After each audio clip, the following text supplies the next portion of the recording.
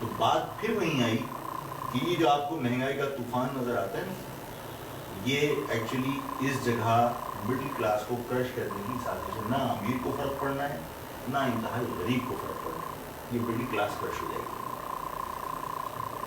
یہ جو صورتحال ہے آ جائیے سی پیک کے اوپر، کہ سی پیک بظاہر بہت بڑا منصوبہ ہے، بلکہ کہا جاتا ہے گیم چینجر، گیم تبدیل کرنے والا منصوبہ.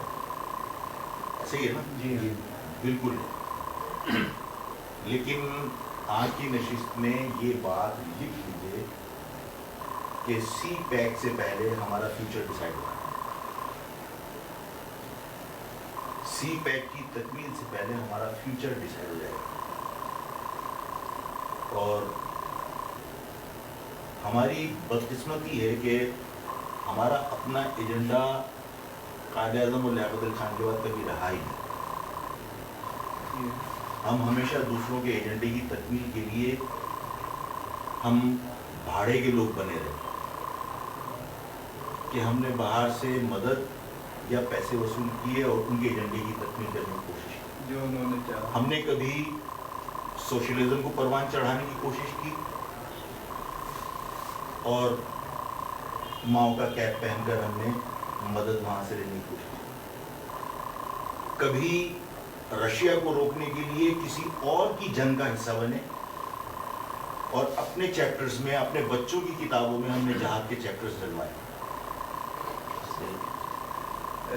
اور جب آپ کو وہاں سے اس جہاد کے چیپٹر نکالنے کے لیے یا آپ کو پالیسی تبدیل کرنے کے لیے کہا گیا، تو آپ نے انہی بچوں کو جن کو آپ نے خود جہاد کی ترغیب دی تھی انہیں دہشت گرد ڈکلیئر کر دی، آپ نے پٹائی کر دی، ان کو مار دیا.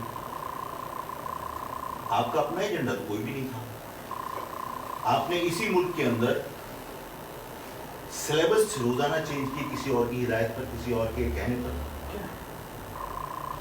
بہت سارے لوگ کہتے ہیں کہ یعنی یہ کسی پولیٹیشین کا بھی کوئی بیان اسی قسم کا میری نظر سے گزرا کہ آپ دشمن تبدیل کر سکتے ہیں، پڑوسی تبدیل نہیں کر سکتے. بات وزنی تھی، درست تھی. کیا ہم اپنے پڑوسی، میں یہ نہیں کہتا کہ بھارت کے ساتھ آپ کے تعلقات بہت اچھے ہونے چاہیے،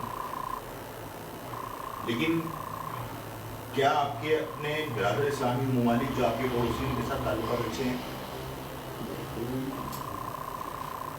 آپ کسی اور کی ڈکٹیشن پہ کسی اور سے پیسے لے کر آپ اپنے پڑوسیوں کے جذبات یا ان کے مفادات کا بھی خیال نہیں کرتے. اور یہ پاکستانی عوام کی خواہشات کی عکاسی نہیں کرتا، اس لیے کہ پاکستان کے عوام کی خواہشات کا تو کبھی احترام کیا ہی نہیں ہے. پاکستان کے عوام پر تو ہمیشہ باہر کے جو خواہشات ہیں ان کو مسلط کیا گیا.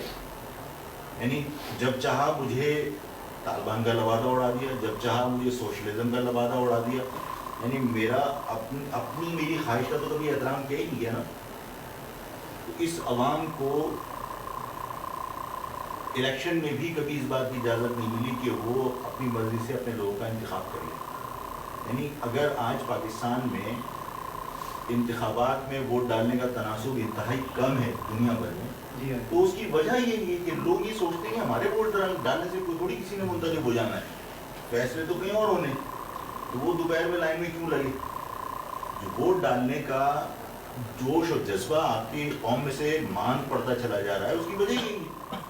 تو آپ نے تو کبھی قوم کے جذبات اور قوم کی خواہشات یا قوم کی جو تمنائیں ہیں ان کا تو خیال کیا ہے. ہمیشہ ان پر باہر کے فیصلے، باہر کی خواہشات، باہر کے مفادات وہ سب مسلط ہوئے. اور رشیا سے جنگ آپ لڑ رہے ہیں، کسی اور کے لیے لڑ رہے ہیں. آپ نے اس وقت جہاد کا چیپٹر ڈال دیا. آپ نے مجھ سے کہا تھا طالبانائزیشن کے لیے آپ کا کیا خیال ہے. دیکھیے طالبانائزیشن ایک الگ چیز ہے. مجھے تو یہ نظر آتا ہے کہ بھئی طالبانائزیشن کے نام پر آپ کو بھی موٹیویٹ کر کے بھیجا جا سکتا ہے، اور اس کے بعد پھر جب آپ کو مارا جائے تمہیں کہتا ہے یہ انسان ہے نا، تمہاری قوم کا حصہ ہے نا، چاہے وہ زیدی ہو چاہے وہ عمر فاروق ہو. ٹھیک ہے نا. آپ انہیں موٹیویٹ کر کے بھیج رہے ہو, اس کے بعد آپ خود ہی انہیں گولی مار دو, تو یہ انسان ہے نا, نہیں کرو. آپ دوسروں کی خواہشات کے اوپر اپنی قوم کے ساتھ جو رویہ رکھتے ہو وہ درست نہیں ہے, یہ کل اس کا نقصان ہوگا.